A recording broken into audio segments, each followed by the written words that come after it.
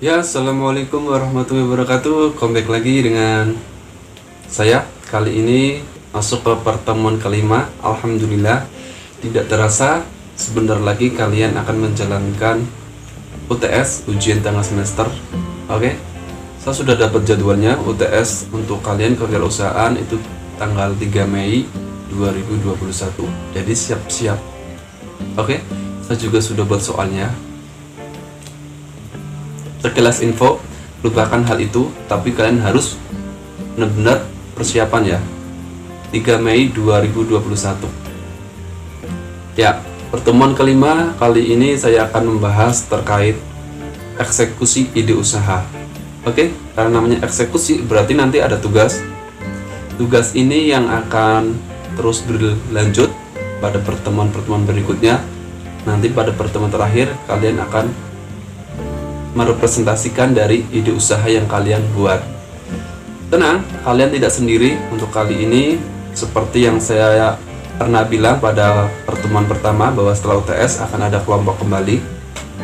Jadi saya bahas pada kali ini saja karena kebetulan tepat dengan materi yaitu tentang eksekusi ide usaha. Jadi tepat ketika saya memberikan tugas itu untuk permulaan pada pertemuan kelima ini. Ya, idenya berkelompok, yaitu satu kelompok terdiri dari 4 orang. Jadi nanti ada 4 kelompok karena jumlah siswanya ada 16 ya. Ya, 4 kelompok kalian bisa tentukan sendiri atau nanti diskusi di grup WhatsApp, boleh siapa kelompok-kelompoknya. Tetapi yang paling terpenting, tugas yang harus kalian kumpulkan pada pertemuan berikutnya yaitu pertama, bidang apa yang ingin kalian geluti. Sektor bidang apa? Apa perdagangan, industri, oke ya, dan lain sebagainya. Sektor usaha apa yang ingin kalian coba lakukan. Terus yang kedua, nama usaha yang ingin kamu buat ya. Ketika di bidang perdagangan ya makanan, tetapi kan mungkin nanti kalian ada di bidang jasa, industri atau lain sebagainya, terserah kalian. Terus yang ketiga, logo dari nama usaha yang ingin kamu buat. Paham? Paham ya? Jadi intinya tugas untuk minggu ke depan, pertemuan selanjutnya dikumpul, kalian buat bidang usaha yang ingin coba kalian lakukan itu bidangnya apa. Terus nama dari usaha yang ingin kalian buat serta logonya. Oke? Dikumpulkan pada minggu berikutnya seperti biasa di e-learning. Oke? Nanti saya lihat. Siap? Oke. Mari kita masuk ke perkuliahan kali ini. Seperti biasa sebelum kita masuk ke perkuliahan, saya memberi waktu pada kalian untuk tarik nafas dan pejamkan mata. Sebutkan mimpi dan harapan kalian. Semoga setiap kali kalian melakukan hal kebaikan atau setiap kali kalian melakukan suatu usaha disertai dengan niat, disertai dengan harapan dan mimpi, semoga suatu saat mimpi dan harapan kalian akan terwujud. Oke ya. Mari kita masuk ke materinya. Check it out.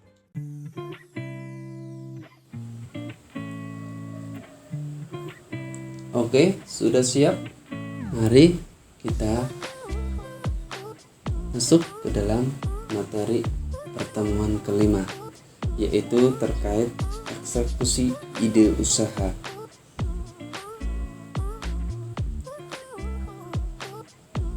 Ya, eksekusi ide usaha. Materi yang akan kita bahas pada pertemuan kelima ini yaitu ada orientasi wirausaha, terus ada prioritas tindakan, ada make it atau just do it, terus ada daya juang wirausaha, serta yang terakhir demonstrasi pembuatan produk. Ya, siap? Mari kita belajar satu persatu materi berikut. Tapi sebelum itu, seperti biasa, capaian pembelajaran yang saya harapkan untuk pertemuan kali ini Yang pertama, semoga kalian mampu menganalisis tindakan prioritas. Yang kedua, mampu memprediksi kegiatan usaha. Dan yang ketiga, mampu meningkatkan kegiatan usaha. Oke? Oke ya. Oke. Masuk ke dalam materi pertama, yaitu terkait dengan orientasi wirausaha. Kewirausahaan memiliki hakikat, yaitu merujuk pada sifat, watak, dan ciri-ciri yang melekat pada seseorang yang memiliki kemauan keras untuk mewujudkan gagasan inovatif dalam dunia usaha yang nyata serta dapat mengembangkannya dengan tangguh. Oke?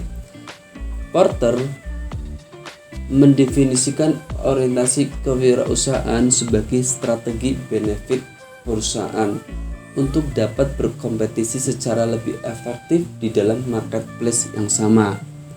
Jadi, dengan hal itu, maka kita dapat menyimpulkan bahwa orientasi kewirausahaan mengacu pada proses, praktek, dan pengambilan keputusan yang mendorong ke arah baru dan mempunyai 3 aspek kewirausahaan, yaitu selalu inovatif, bertindak secara proaktif, dan berani mengambil resiko.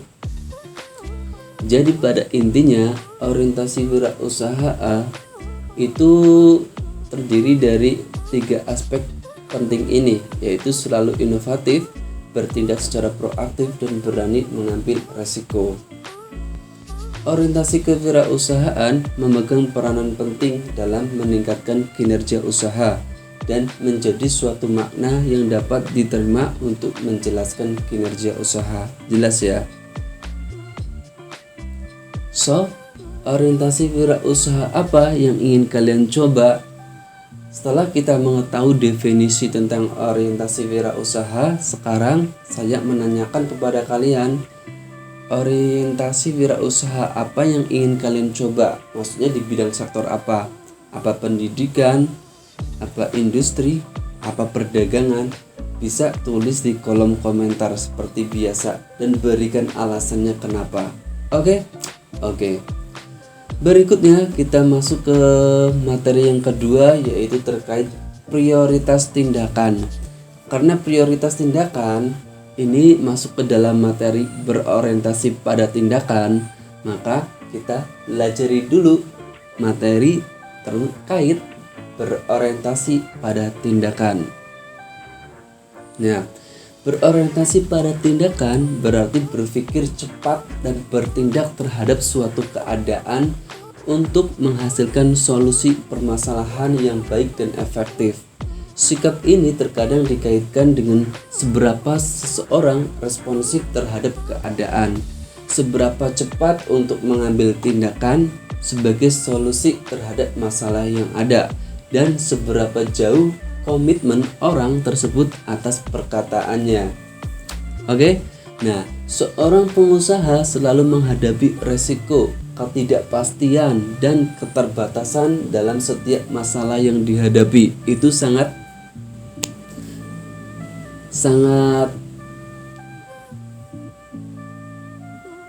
umum.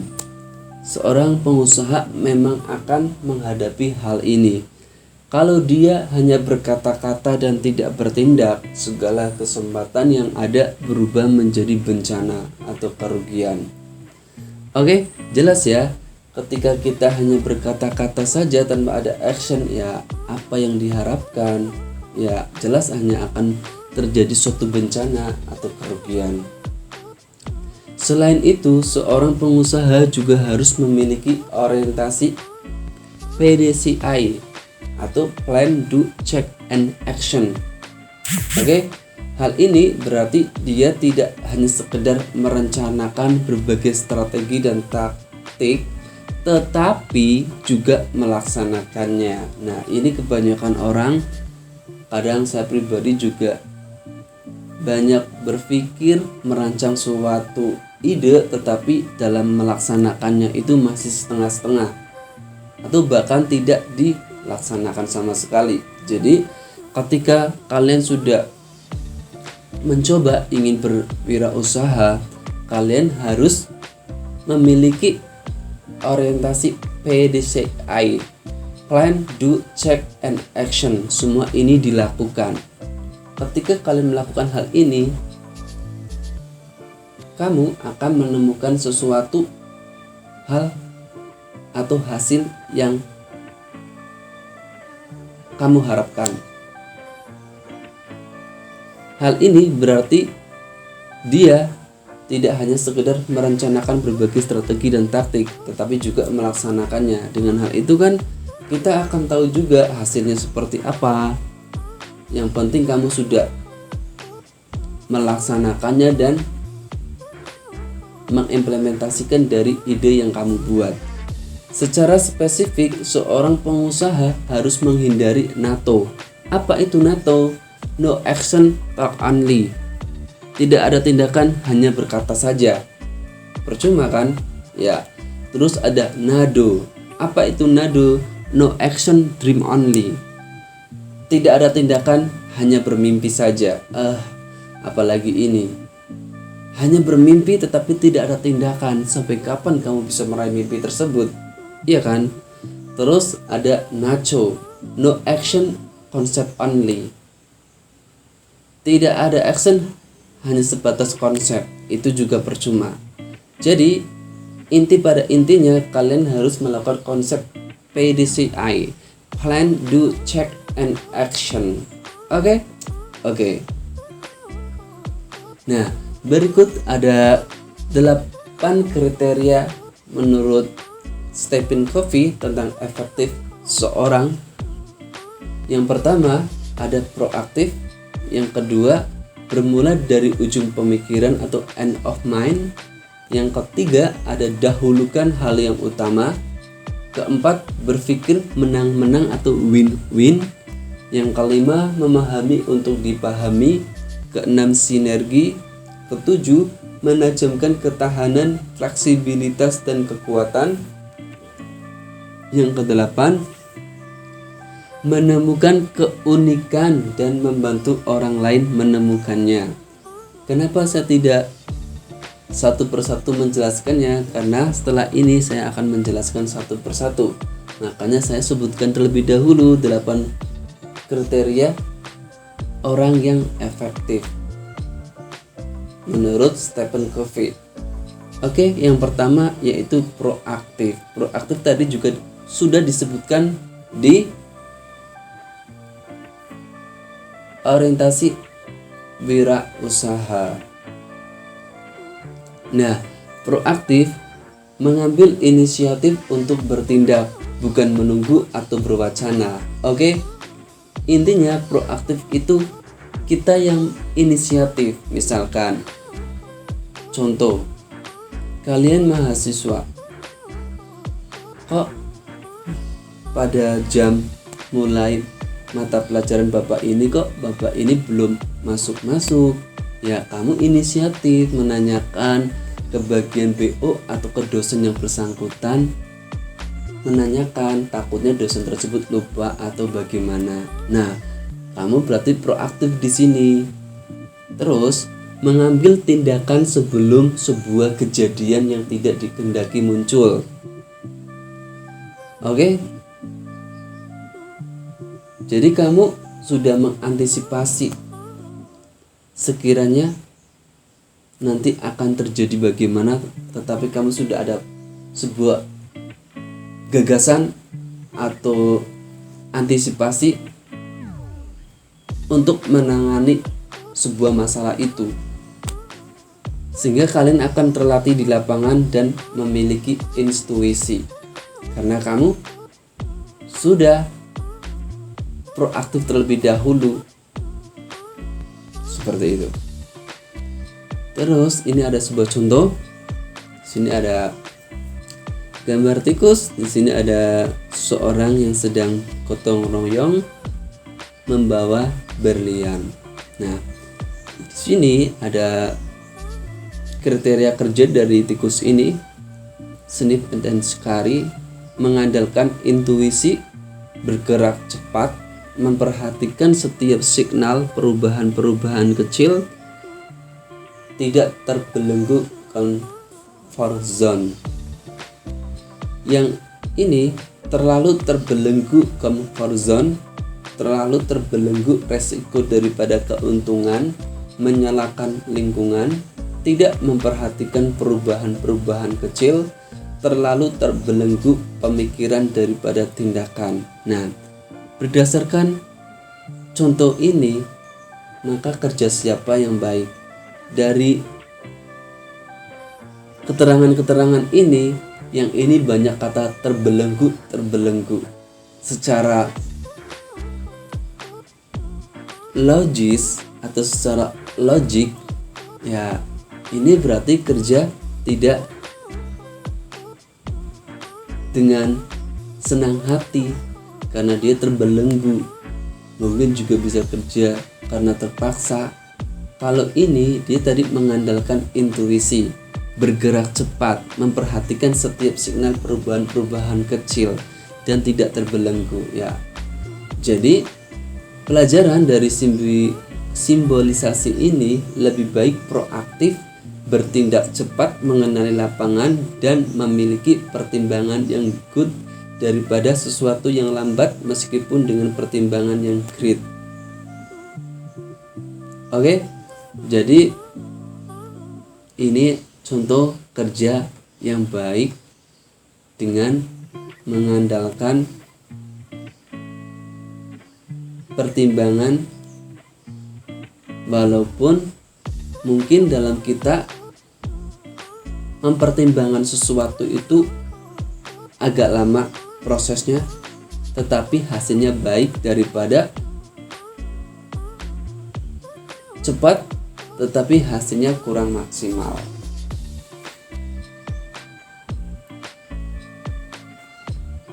Terus yang kedua, bermula dari ujung pemikiran. Bermula dari ujung pemikiran. Segala sesuatu ide pasti ya bermulanya dari ujung pemikiran. Bukan segala ide apapun, sesuatu yang ingin kita lakukan pasti itu bermula dari sebuah pemikiran terlebih dahulu. Tidak sekedar tujuan, tetapi tujuan yang benar. Nah, ketika kalian mempunyai tujuan, ya itu bukan hanya sekedar tujuan, tapi tujuan itu ya benar, tujuan apa yang ingin kamu capai. Bukan hanya sekedar tujuan ikut-ikutan teman, tujuan ingin dipandang teman, ya tujuan yang benar-benar ingin kamu capai berdasarkan hati nurani kamu sendiri seperti itu, atau berdasarkan pemikiran kamu sendiri. Oke. Yang kedua, agar mencapai tujuan yang benar, tuliskan misi pribadi hidup Anda yang menggambarkan tujuan dan citra diri. Nah, di sini yang kedua, poin kedua, kita disuruh untuk menuliskan misi pribadi hidup kita secara individu agar menggambarkan tujuan dan citra diri kita. Jadi di sini kalian harus jujur pada diri kalian sendiri. Ketika kalian jujur, kalian akan menemukan misi pada hidup Anda sendiri itu apa. Yang ketiga, misi pribadi ditemukan melalui serangkaian tindakan atau kejadian-kejadian pahit sehingga membentuk kebajikan dan filosofi hidup. Nah, jelas ya. Intinya pada poin ketiga ini, misi pribadi ditemukan melalui serangkaian tindakan atau kejadian-kejadian pahit di masa lampau. Berdasarkan hal itu, mungkin kita bisa mengambil suatu hikmah atau pelajaran bahwa hidup itu penuh proses. Keberhasilan itu juga penuh proses. Menjadi seorang wirausaha yang sukses itu juga penuh proses. Jadi dari proses itu kita mengambil suatu pelajaran dan filosofi hidup. Seperti yang disebutkan pada poin ketiga ini. Oke, jadi semua apapun bermula dari ujung pemikiran, setelah itu lakukan actionnya.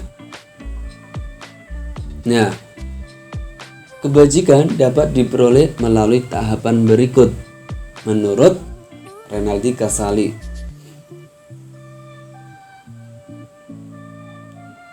Yang pertama, dari penginderaan fisik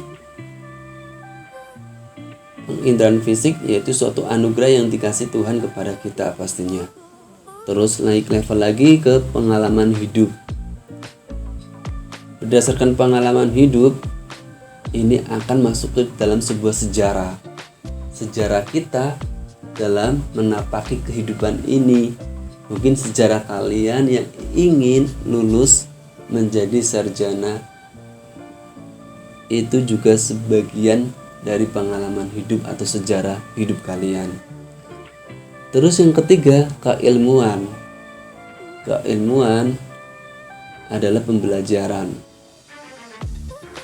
Kita mencapai suatu ilmu ya dari apa atau berkat apa ya? Berkat kita belajar, seperti itu. Nah, baru kita masuk ke proses yang terakhir, yaitu kebajikan. Kebajikan akan masuk ke dalam filosofi. Oke ya. Ini secara berurutan ya. Poinnya seperti ini, tidak bisa dibalik-balik.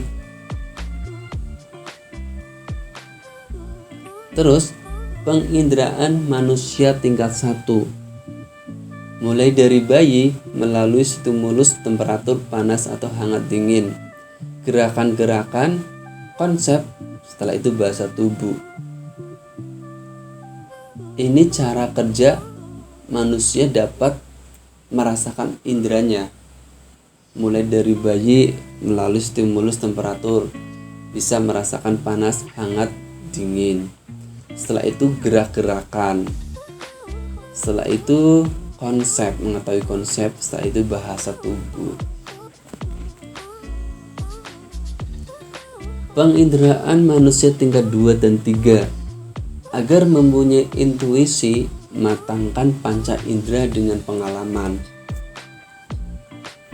Bukan hanya sekedar intuisi untuk matangkan panca indera, segala sesuatu yang terjadi pada hidup kita, apalagi sebuah kegagalan, itu yang akan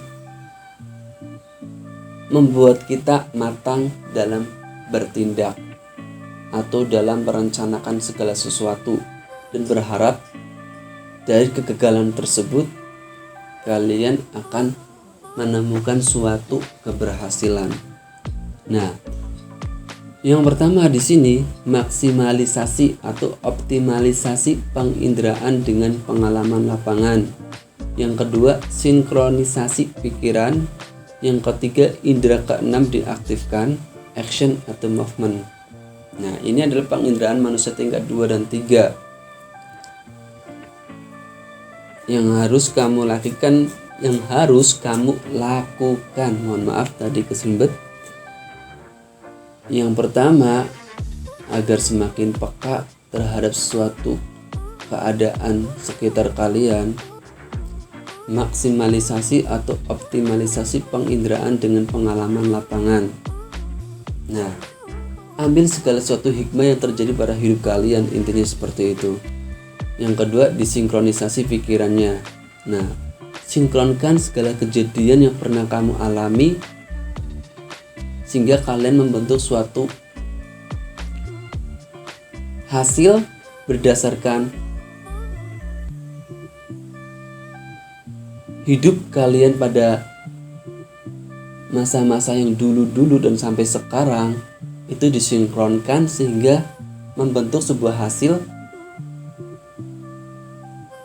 atau ide yang dapat menemukan solusi dari pemecahan atau masalah-masalah yang terjadi pada hidup kalian dulu.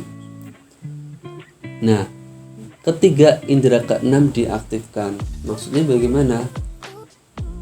Indera keenam diaktifkan ya, tidak semua orang atau manusia dapat mempunyai indera keenam. Ya, intinya pada poin ketiga ini kita disuruh untuk lebih dapat merasakan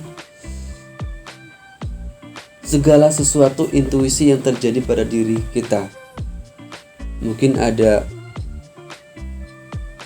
omongan dari alam sadar kita memberikan suatu instruksi atau sebuah masukan, ya dengarkan hal itu dan coba lakukan. Ketika memang kamu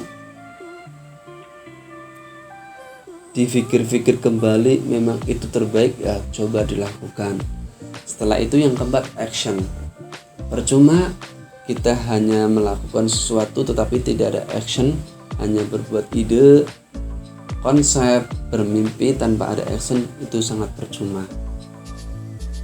Nah, setelah kita sudah belajar untuk mengenali diri kita dari indera kedua dan tiga, sekarang penginderaan manusia tingkat 4 merupakan tahap tertinggi, tahap penerapan pengetahuan dengan kebijakan. Kebijakan membuat kepemimpinan seorang lebih dari sekedar pemimpin biasa. Magnet yang berisi visi, hub, dan inspirasi. Oke, ketika kalian sudah mencapai penginderaan manusia tingkat 4 ini, kalian bukan sekedar pemimpin biasa, tetapi kalian sudah seperti magnet yang berisi, di mana di dalam magnet berisi itu terdapat visi, harapan, dan inspirasi. Sehingga dengan hal ini kemungkinan kamu dapat berdampak baik untuk diri kamu dan orang-orang yang ada di sekitar kamu. Jadi mari kita coba memahami penginderaan kita sehingga dapat mencapai penginderaan manusia tingkat 4 ini, sehingga hidup kita dapat bermanfaat untuk diri kita pribadi atau orang lain. Oke. Nah, hidup dengan kejelasan tujuan. Untuk menjadi seseorang yang berorientasi pada tujuan, maka lakukanlah dalam hidup Anda langkah-langkah sebagai berikut. Yang pertama, tetapkan tujuan akhir. Misal, hidup yang bahagia, sehat, terjamin secara ekonomi dan sejahtera. Jadi, kalian coba tanyakan pada diri kalian, tujuan akhir kalian ingin apa? Apa ingin hidup yang bahagia, sehat, terjamin secara ekonomi dan sejahtera? Terus yang kedua, tentukan langkah-langkah kecil untuk mencapai tujuan tersebut. Misalnya, menyelesaikan studi, bekerja selama 5 tahun, lalu membuka usaha. Nah, setelah kita menetapkan tujuan akhir, ya tentukan langkah-langkahnya untuk mencapai tujuan akhir tersebut. Seperti itu maksudnya loh. Terus yang ketiga, perhatikan setiap kemajuan yang sudah dicapai. Misalnya, melakukan evaluasi, sudah tercapai, lalu berevolusi, pindah usaha. Nah, segala sesuatu saling bertahap ya. Nah, bertahapnya itu kamu harus memperhatikan hal itu. Misal, aku sudah mencapai gelar sarjana, aku sudah selesai S1. Nah, step berikutnya saya harus ngapain untuk mencapai goal akhir saya, seperti itu.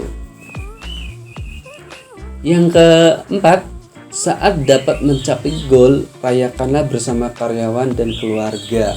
Nah, fungsinya untuk apa ini? Fungsinya untuk menghargai diri kita sendiri. Diri kita sendiri sudah bekerja keras sehingga mencapai goal. Nah, dengan mencapai goal tersebut, ya rayakanlah bersama karyawan dan keluarga.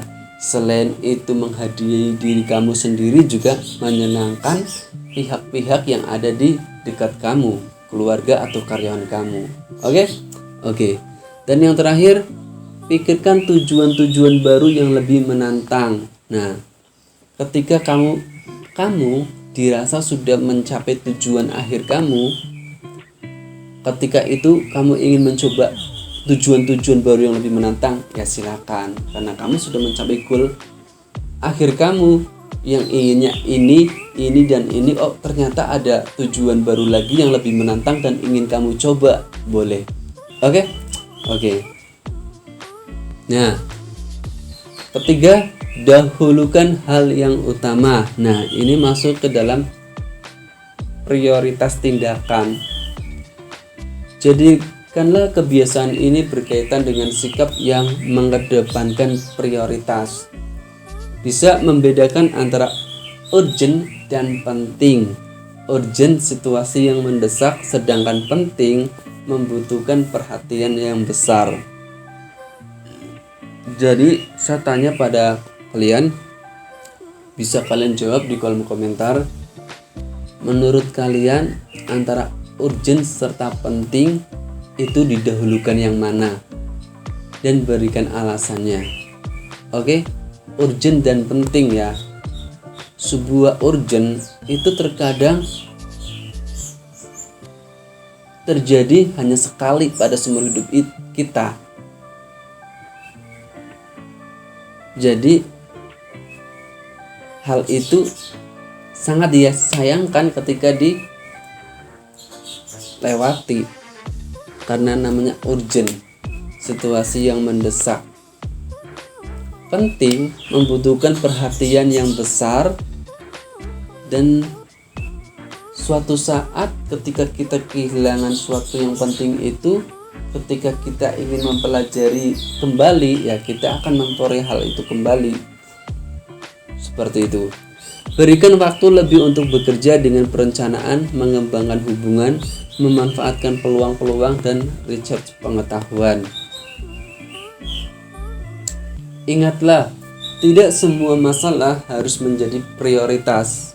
Manusia yang gagal adalah manusia yang tidak bisa membedakan mana pekerjaan prioritas dan bukan. Nah, jadi di sini kita dituntut untuk bisa memprioritaskan sesuatu. Oke? Jadi kamu harus tahu prioritas utama kamu harus ngapain ketika kamu berada di suatu masalah, dan kamu harus memutuskan hal itu. Seperti tadi ya yang sudah saya jelaskan, lihat prioritas tersebut, apakah itu sifatnya urgent atau penting, mendesak atau tidak. Dan hal itu ya kamu sendiri yang tahu. Ketika sudah tahu, ya lakukan, prioritaskan yang hal-hal yang memang benar-benar itu sifatnya mungkin hanya terjadi satu kali. Mungkin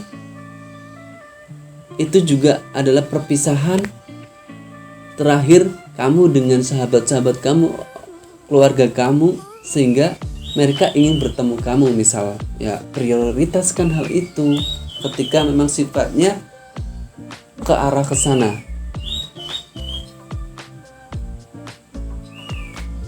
Keempat, berpikir menang-menang atau win-win.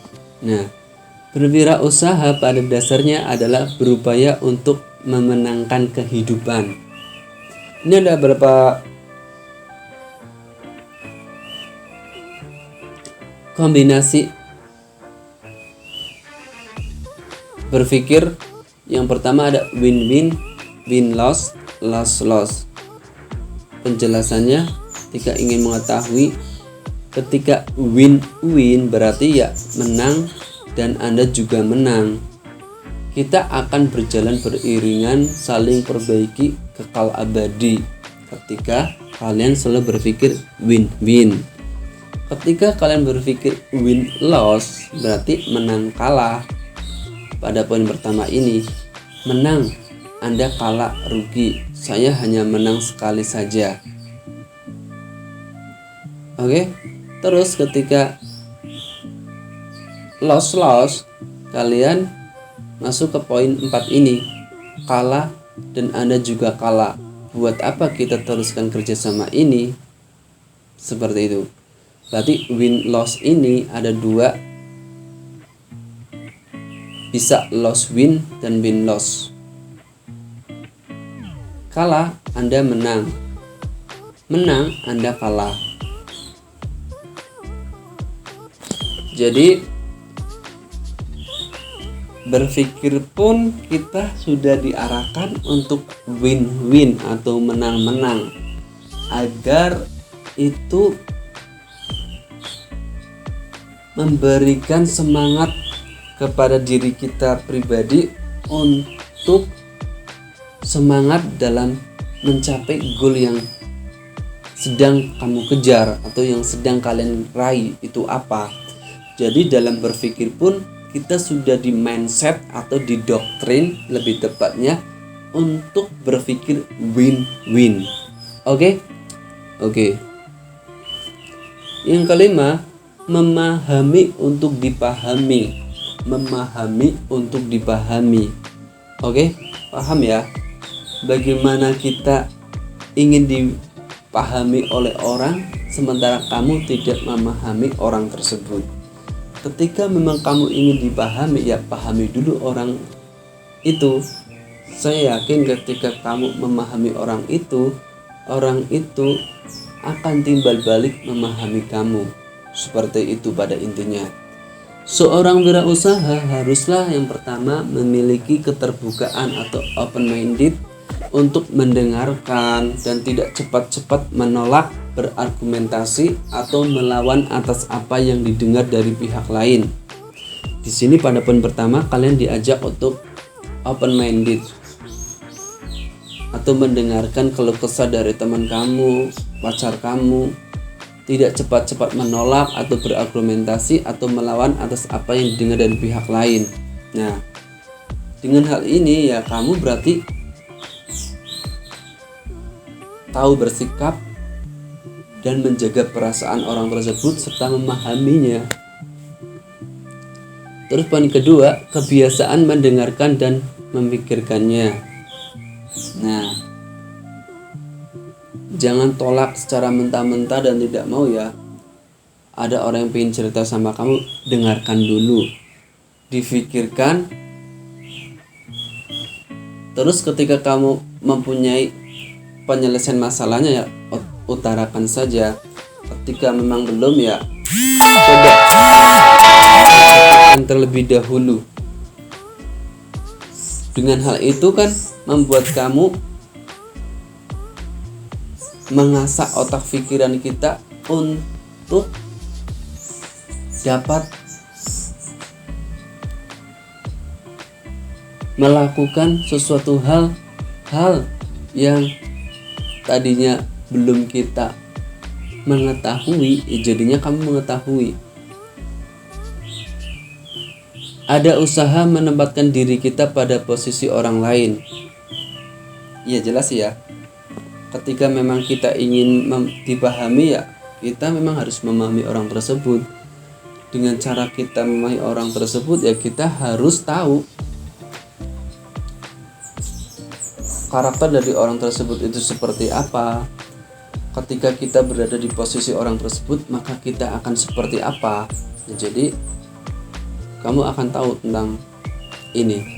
Jadi memahami untuk dipahami ya kamu harus memahami orang itu juga. Seperti itu pada intinya. Intinya tidak ada egois sendiri atau semata. Yang keenam di sini sinergi. Sinergi 1 tambah 1 lebih dari 2. Maksudnya di sini sinergi itu saling terkait, berurutan, dan satu partner dengan partner yang lain bersinergi, berkesinambungan, bersenyawa, dan mempunyai visi yang sama.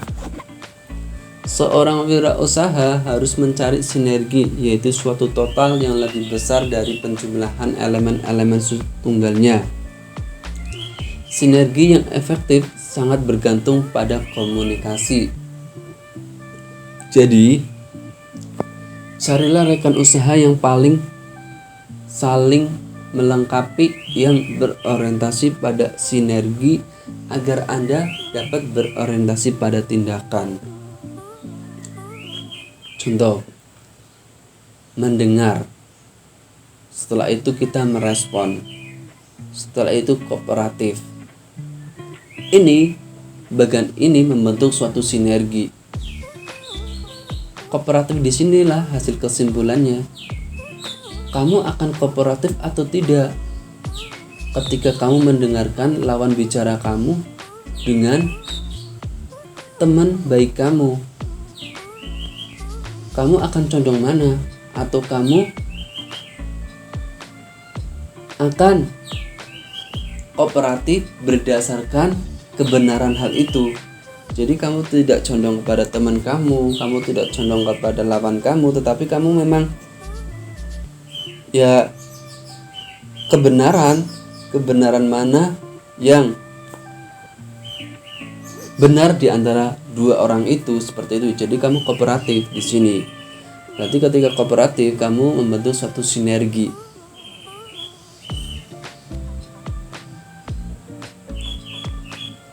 Yang ketujuh, menajamkan ketahanan, fleksibilitas, dan kekuatan.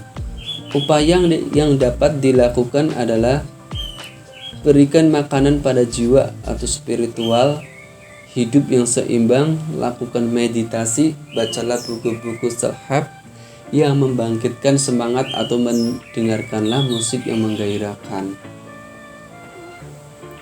Menajamkan ketahanan, fleksibilitas, dan kekuatan. Di sini poin yang pertama, kita disuruh untuk spiritual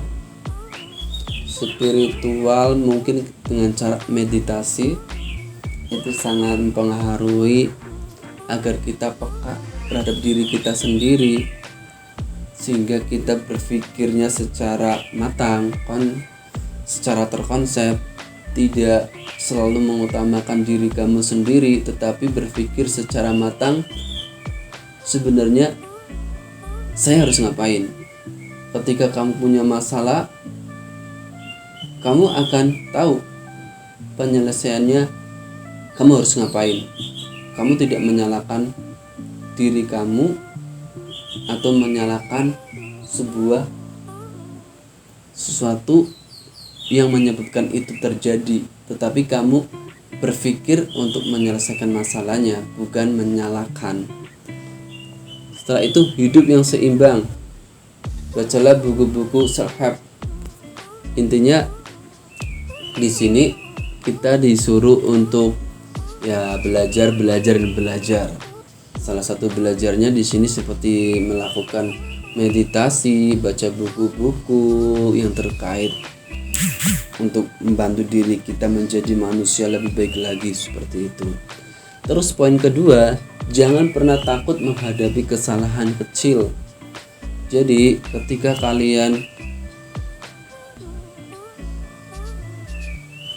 ingin melakukan suatu tindakan, jangan pernah takut untuk menghadapi suatu kesalahan kecil, karena itu maklum, manusia tempatnya salah.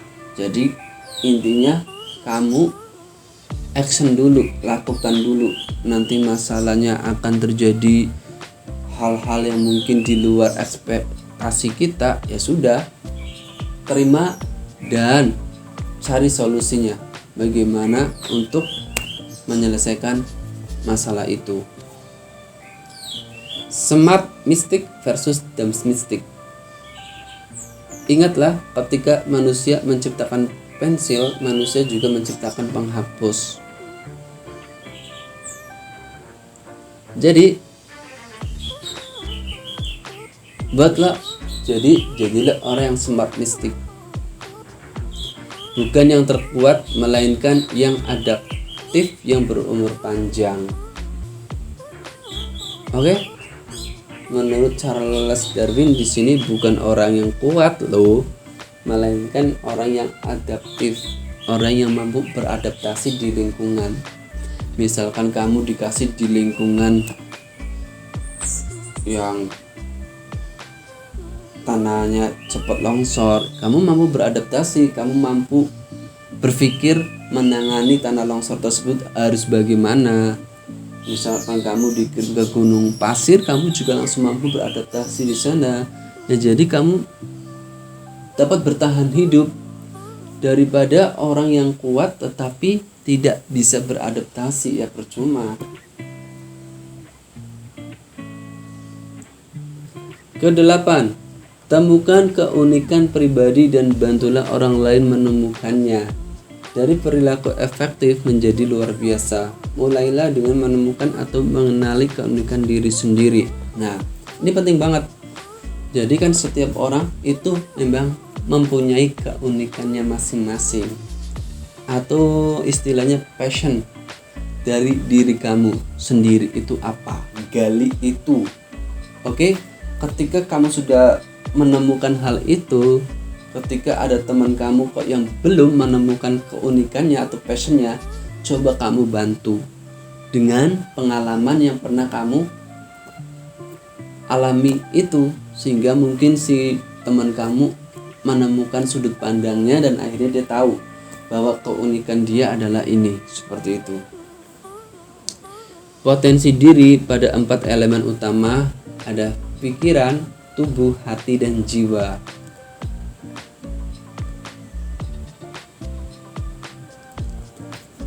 So, sudah bisa menentukan prioritas? Gimana? Apakah sudah bisa ketika kalian dihadapkan pada suatu kondisi dan kamu disuruh untuk menentukan prioritas mana yang akan kamu pilih? Sudah? Yakin? Bisa komentar di kolom komentar, maksudnya seperti itu. Setelah itu kita lari make it atau just do it. Kita sudah pernah bahas pada pertemuan kedua kalau nggak salah, yang 3M itu. Faktor utama dalam memulai suatu bisnis adalah segera bertindak. Mulai dari adanya niat atau keinginan untuk berwirausaha, Anda harus segera bertindak saat itu juga. Nah, di sini kita disuruh untuk ketika kalian memang sudah ada niatan atau sudah memikirkan sesuatu, ya lakukan. Jangan ditunda-tunda. Lakukan hal itu juga lebih baik. Seperti itu. Karena takutnya ya kamu tidak akan menyelesaikannya. Kamu hanya menunda-nunda, nanti entar ya kapan kamu akan melakukannya, ya akhirnya kamu akan ketinggalan. Daya juang wirausaha. Seorang pengusaha perlu memiliki daya juang jelas, karena dunia bisnis memiliki banyak tantangan yang perlu dihadapi dengan berani, disiplin, dan sikap-sikap positif lainnya. Seorang pengusaha sukses memerlukan semangat dan mental yang kuat serta daya juang yang tinggi. Bukan hanya untuk wirausaha saja.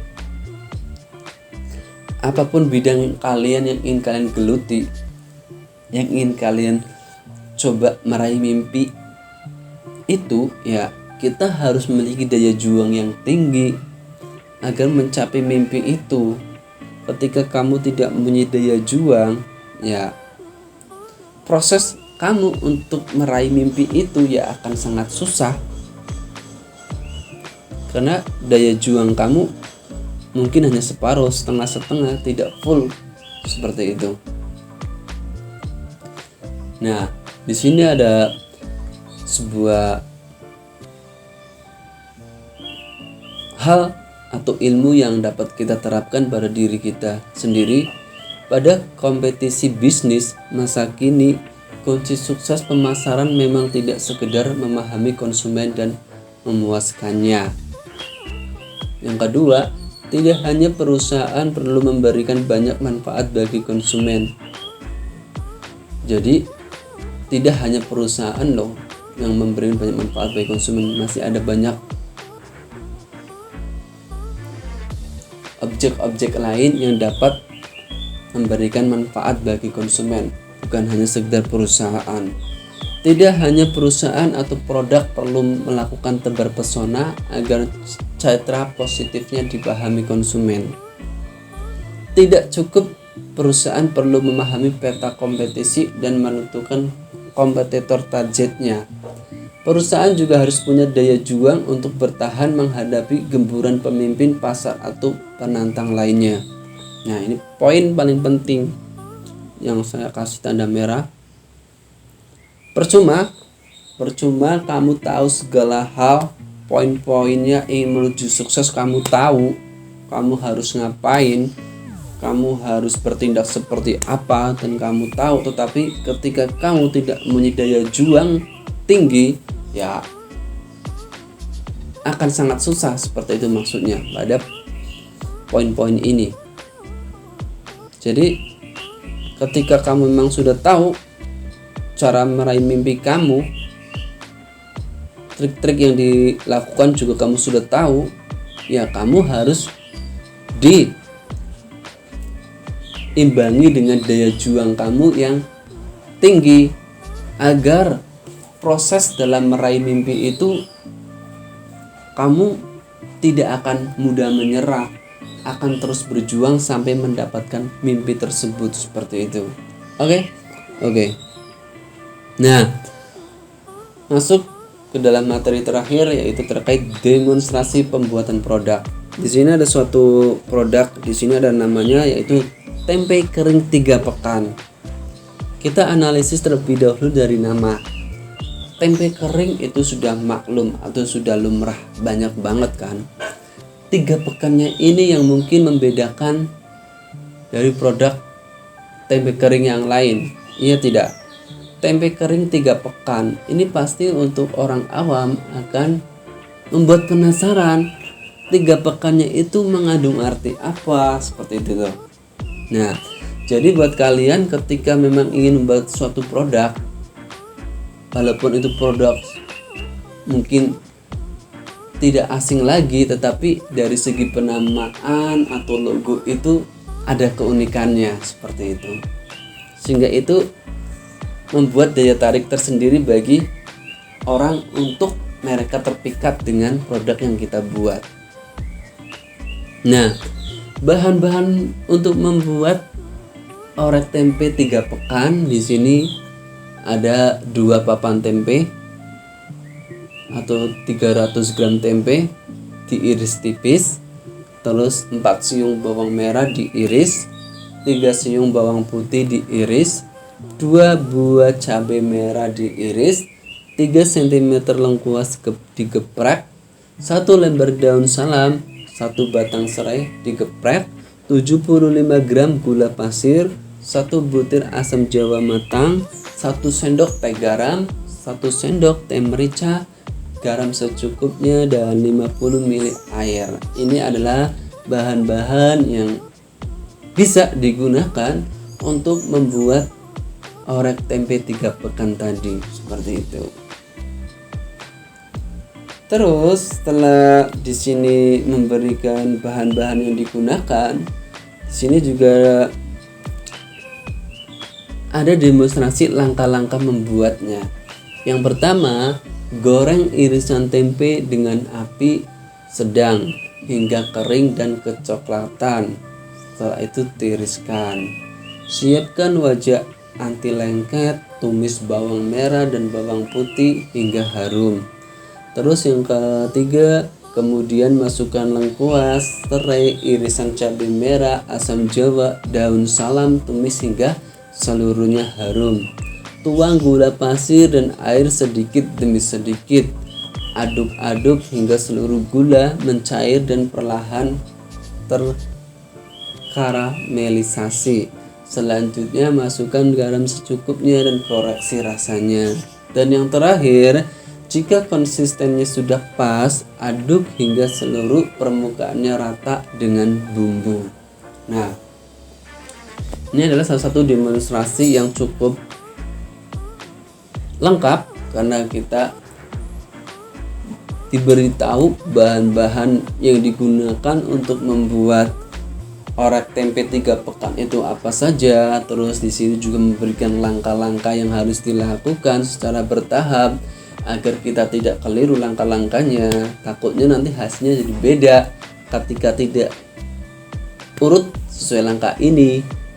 Tadinya ingin menjadikan sebuah orek tempe 3 pekan, karena ketika tidak ada langkah-langkah atau instruksi yang harus dibuat seperti apa, ya nanti jadinya bukan 3 pekan, mungkin 3 jam bisa jadi ya, karena tidak ada langkah-langkah proses yang harus dilakukannya, seperti itu. Di sini sudah disertakan. Terus juga di sini ada beberapa tips yang bisa kamu terapkan. Yang pertama, kalau ingin menggunakan gula jawa boleh saja, tapi biasanya kering. tempe akan lebih lembab dan akhirnya melempem. Memasak gula hingga terkaramelisasi jadi kunci apakah nanti kering tempe bisa bertahan lama atau tidak. Nah, di sini pada intinya demonstrasi produk tempe kering 3 pekan ini sangat cukup atau bagus atau sangat bagus karena di sini dia memberikan bahan-bahan yang digunakan. Setelah itu demonstrasi cara membuat olahan tempe itu step by stepnya harus ngapain juga dijelaskan. Bahkan ada tips-tips yang mungkin harus kamu hindari ketika membuat tempe karena disertai dengan alasan di sini. Kalau kalian menggunakan gula Jawa, biasanya nanti tempe akan melempem seperti itu. Nah, ini sangat bagus, ini sangat terkonsep, ini sangat memudahkan atau membuat seseorang bisa mengerjakannya tanpa ada ahlinya. Karena di sini sudah sangat-sangat kompleks, sangat memberikan informasi yang sangat detail sehingga kamu bisa mempraktekannya seperti itu. Nah, ternyata sudah selesai. Sekian dan terima kasih. Oke, semoga materi ini bermanfaat dan semoga ini bisa membuka pikiran kalian sekali lagi untuk dapat berpikir usaha apa yang ingin coba kamu rintis ya. Dan jangan lupa tugasnya kelompok 4 orang, sebutkan bidang apa yang ingin coba kamu geluti. Terus yang kedua, nama produk tersebut, nama produknya apa. Yang ketiga, logo dari produk yang ingin kamu buat. Dikumpulkan pada minggu depan. Oke. Salam hangat dan tulus dari saya. Jika ada salah kata, saya minta maaf. Terus semangat untuk mengejar mimpi dan harapan kalian, karena sesuatu saat Tuhan akan melihat semangat kamu untuk meraih mimpi itu. Oke, terima kasih. Wassalamualaikum warahmatullahi wabarakatuh.